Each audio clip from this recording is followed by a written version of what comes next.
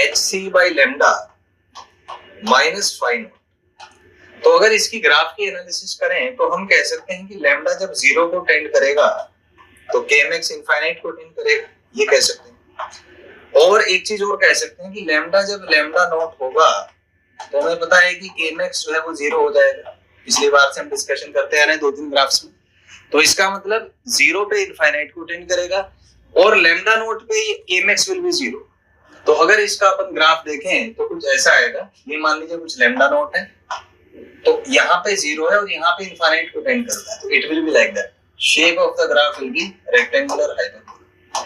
तो ये थोड़ा सा एक अलग सा ग्राफ है। तो ये शेप होगा इसका रेक्टेंगुलर हाइपरबोला। और ये जो है आप बनाएंगे कैसे, lambda is equal to lambda naught पे केएमएक्स जीरो है, मतलब इस एक्सिस को कट करेगा और जब लैम्डा जीरो होगा तो it will tend to infinite. इस प्रकार से आप ये ग्राफ्स को ड्रॉ कर सकते हैं। So these were some analysis of the photoelectric equation which was given by Albert Einstein. तो हमने देखा कि एल्बर्ट आइंस्टाइन ने through his imagination and creativity he perceived that light is made up of particles called as photons. उनकी कुछ properties उन्होंने बताई, फिर उसके बेसिस पे ही explained the interaction between a photon and an electron, जिसमें उन्होंने बताया कि एक फोटोन और एक इलेक्ट्रॉन का जो इंटरेक्शन है it is a 1-to-1 interaction. एक फोटोन एक ही इलेक्ट्रॉन से इंटरेक्ट करेगा और उस इंटरेक्शन में it will transfer its energy. This energy will be used in terms of the work function and for giving the kinetic energy to the electron. तो ये जो इंटरेक्शन है एक इलेक्ट्रॉन और एक फोटोन का, दिस इज 1-to-1 इंटरेक्शन।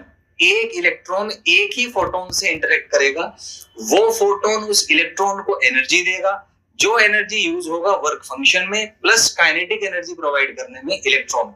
हमने मान लिया वो इलेक्ट्रॉन जिसका काइनेटिक एनर्जी मैक्सिमम है, जिसको हमने नाम दिया केएमएक्स का।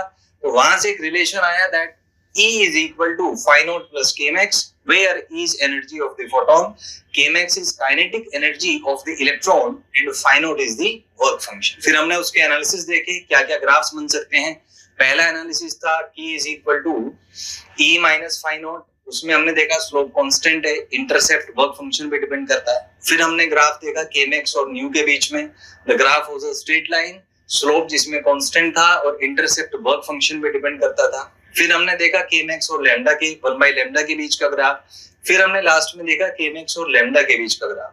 तो लैम्डा जब जीरो है तो केएमएक्स इनफाइनाइट होगा और लैम्डा जब लैम्डा नॉट के इक्वल है तो केएमएक्स जीरो होगा। तो ये हमने डिफरेंट परम्यूटेशन एंड कॉम्बिनेशंस देखे, क्या क्या डिफरेंट ग्राफ्स पॉसिबल है, कैसे कैसे